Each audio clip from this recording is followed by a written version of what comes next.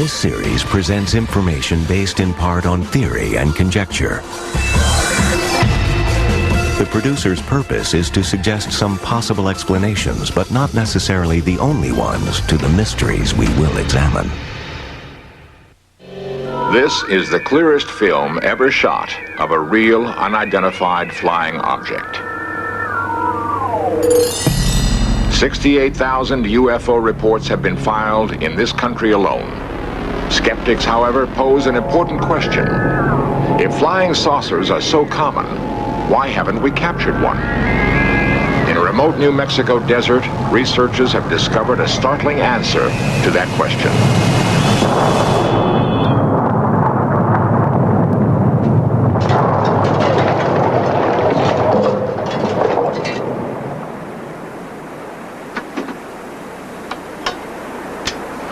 A persistent rumor holds that the United States government has recovered and is concealing fragments of alien spacecraft. Fragments and more.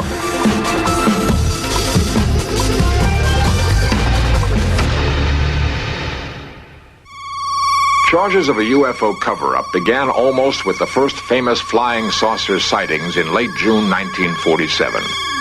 It's curious. These reports seem to center around areas where atom bombs and rockets were tested. Were alien forces keeping watch on the new weapons we savages had invented? The flying discs became the Pentagon's nightmare. Seemingly, our fastest jets could never come close to their incredible speeds and right-angled turns. UFOs were said to be able to shut down guided missiles by remote control. The Air Force organized Project Blue Book to officially investigate UFOs. Since its termination in 1969, Blue Book has been alternately praised and damned.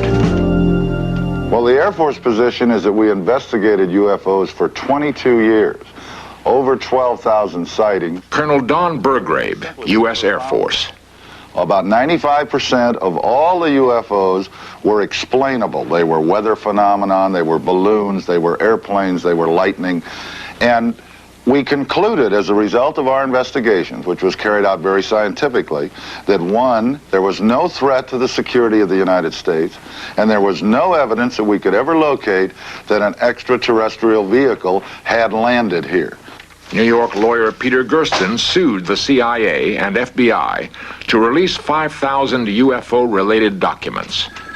The reading of all the documents reveals that UFOs have the ability to render inoperable present-day technology. UFOs have the ability to gain access to our most sensitive military installations, unrestricted and unlimited access to nuclear installations.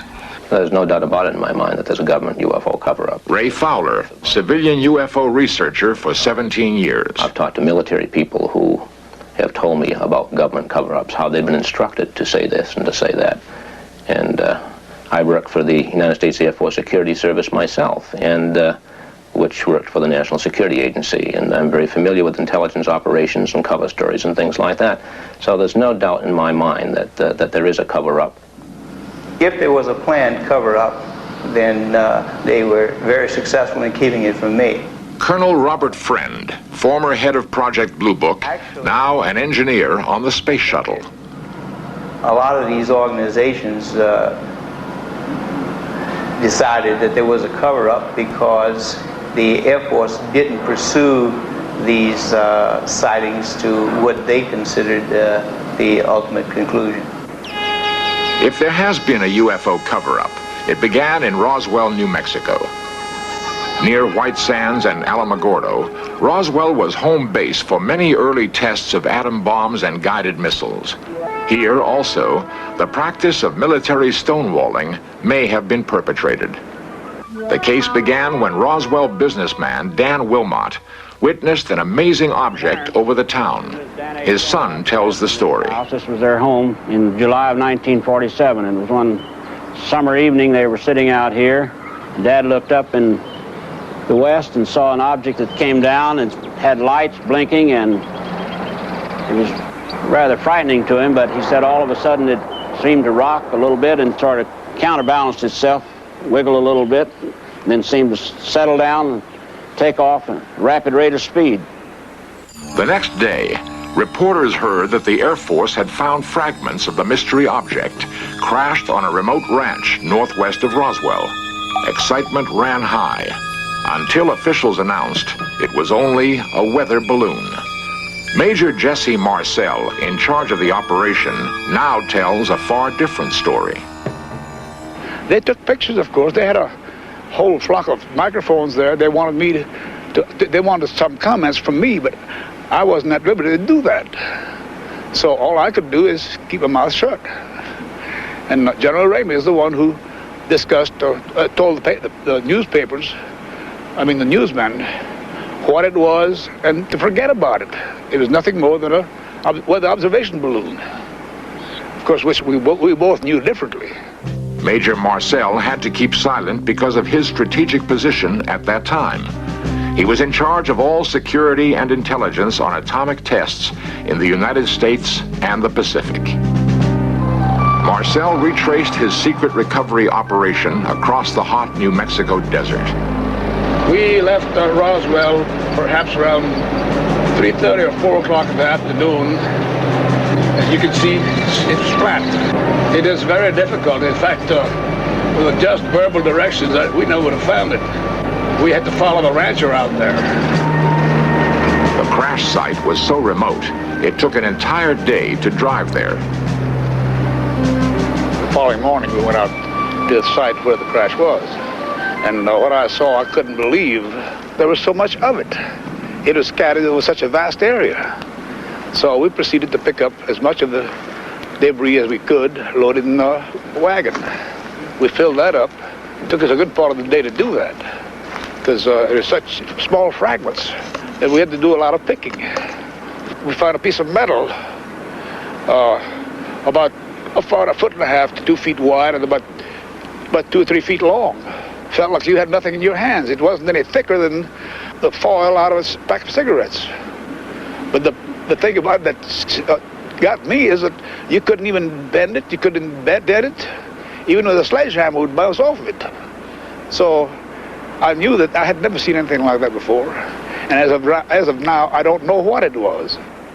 There is new evidence that the FBI then got into the case with a different cover story. Lawyer Peter Gersten, searching through declassified government documents, came across a mention of the Roswell case. One of those documents related to an incident in Roswell, New Mexico, which indicated that the object which had crashed was an experimental kite. The FBI investigated the incident and determined that it was terrestrial, that it was from an organization which had been doing research in experimental kites. What did crash in this desert? A UFO? A weather balloon? A radar-reflecting kite? It was not anything from this earth that I'm quite sure of. Because being an intelligence officer, I was familiar with just about all materials used in aircraft and in our air travel. This is nothing like that. It could not be. It could not have been.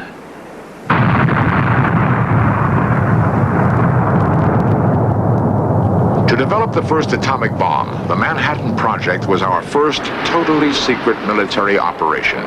Secrecy has continued to this day as an instrument of foreign policy. Official fabrications have become a vital link in security. We never admitted such a spy plane as our U-2 existed, until the Russians managed to shoot one from their skies. We managed to capture an advanced enemy aircraft. Even fragments can reveal new information. Such captured material is routinely rushed to Wright-Patterson Air Force Base in Dayton, to the top secret Foreign Technology Division. This place is so classified that former Air Force General Senator Barry Goldwater was once denied entrance.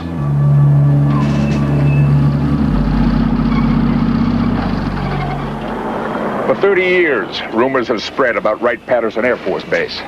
According to the stories, the U.S. government is concealing under top security flying saucers from another world and alien bodies cryogenically suspended in huge freezers. Such rumors could be easily dismissed. except that UFO researchers have gathered information leaked from military sources, sources who claim to have seen the craft and the bodies. The stories and rumors all mention a mysterious Hangar 18 as the ultimate repository. In search of cameras were the first allowed to photograph inside this hangar. Is it possible that here in Hangar 18, highly secret activities once took place? What evidence of a cover-up might we hope to find?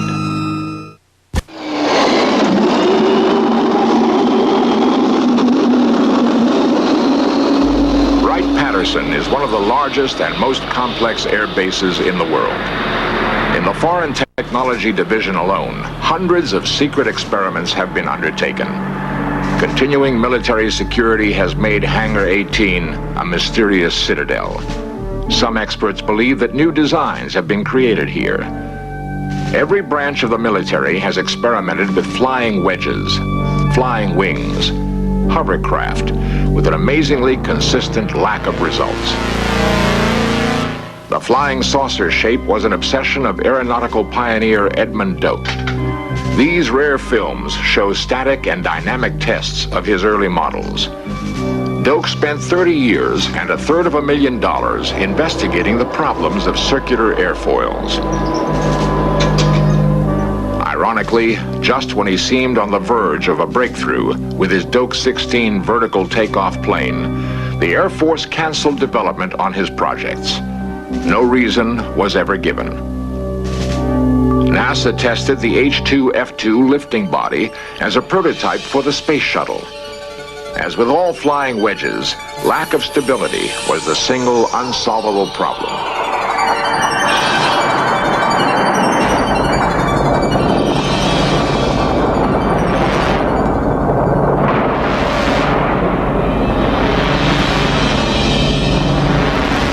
We are unable to confirm a single successful test of a manned flying saucer. Yet, the effort continues. Why? Does the government have some reason to pursue this quest, a reason they're keeping secret? From Wenham, a suburb of Boston, comes an eyewitness account which could explain this continued military fascination with flying saucers. Ray Fowler, one of the most respected civilian UFO investigators, is also author of 2 bestsellers in the field. Because of his stint in the Air Force Security Service, he finds himself still vulnerable to government pressure. I worked for a company that designed and built a major weapon system. And because of connections within the company, because of connections with Dr. Jalen Hynek, who was an Air Force investigator for many years, I came across information that indicated that this major weapon system, as well as others, had been disrupted by UFOs. And I gave a story to a national newspaper, the Christian Science Monitor, which published this story. Within an hour after this particular paper was out, the Strategic Air Command had called my company. And the following day, the Pentagon called the company and threatened to send a letter of displeasure to the company if something wasn't done about my making these things public. Because of similar pressures in his own work, a friend of Ray's had kept quiet for 27 years with an amazing story. Ray tried to convince the friend to tell his story on In Search Of. I know it's been several days now, and I've been waiting for you to call me on this, but have you come to any conclusions? The man finally agreed, for the first time, to talk, but only under strict conditions. I can assure you that your name will not be used. They made up a name, Fritz, to protect the witness's true identity. And I think the best place to do it probably would be my planetarium, away from the kids and the telephone and things like that.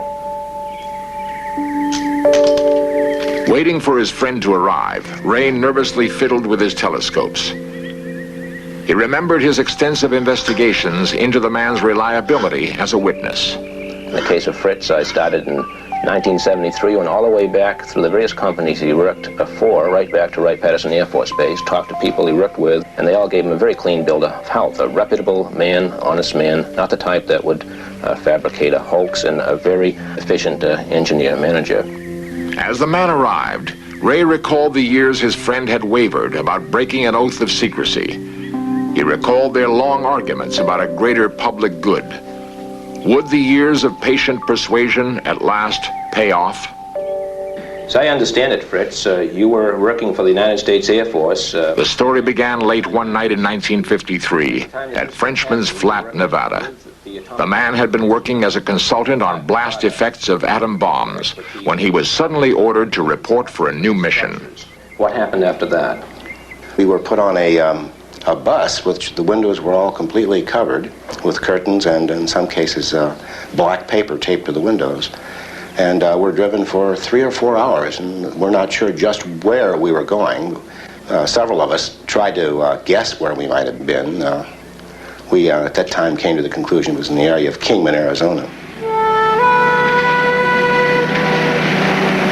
After getting off the bus, as recreated here, the scientists were taken to an even more remote location.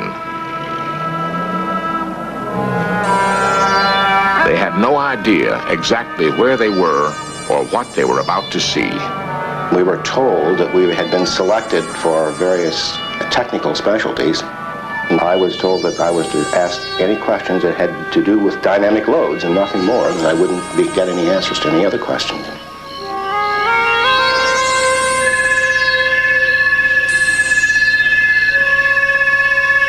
It looked like two saucers, I would call it, one on top of the other, inverted, probably 25 to 30 feet in diameter.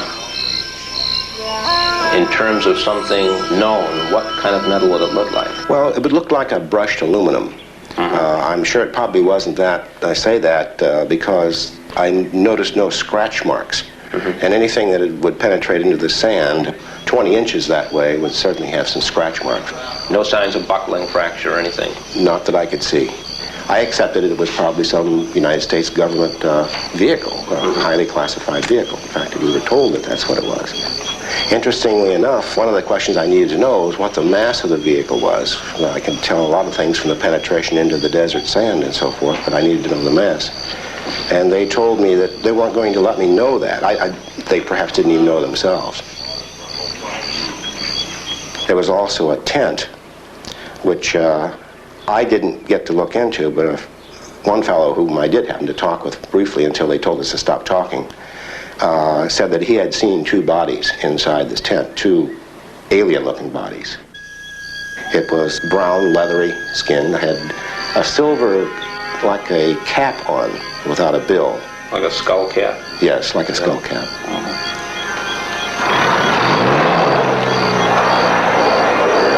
I realized what this really started to mean, but I also at the same time realized probably why the government was keeping it classified.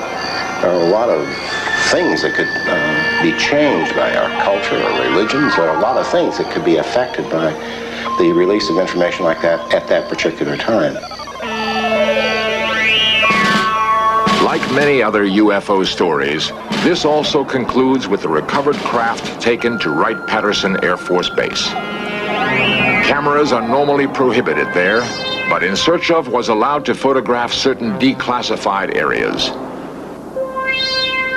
We found there actually are huge freezing chambers inside the legendary Hangar 18. The only knowledge I have of little green men, Martians, or whatever would be from the articles I've read of some of the published novels like Frank Scully's book and things like that. Don Ritter, building's manager since 1942, claims the giant freezing cells were never used for storage of alien bodies. Building 18 at Wright-Patterson was used primarily for cold soak engine testing, and we had 4 cells in this facility that we would take down to minus 65 degrees Fahrenheit, soak the engine for some period of time, and make the engine starts to test components, engines, and whatever for cold starts. My major criticism is that from way back in the 1947s, there should have been a gradual information release and have the public accustomed to what UFOs are, what we're trying to do about them, and instead they've covered up so long that to admit that they've covered it up, it's almost like another Watergate. Plus the fact, I think they don't have the answers, and if they admitted even what they knew, people would want to know more answers. They don't have the answers to give them. I'm sure they don't have the answers to give them. Based on my own personal and professional experiences, for the last 26 years of wearing this blue suit. And most of that I've been in the public affairs business, where I'm responsible for releasing information to the public. I can assure you on behalf of the Air Force that there's just no truth to that at all. Inside the freezing chambers of Hangar 18, we've examined one small clue in the mystery of the UFO cover-up. Whether it proves fact or fiction, this search for flying saucers has already profoundly influenced our perception of our place in the universe. Colonel Robert Friend, former head of Project Blue Book. I believe that speculation and a scientific approach to it can't live together. I would feel that there were, in lots of instances, cases that had potential scientific pay dirt that possibly should have been pursued further.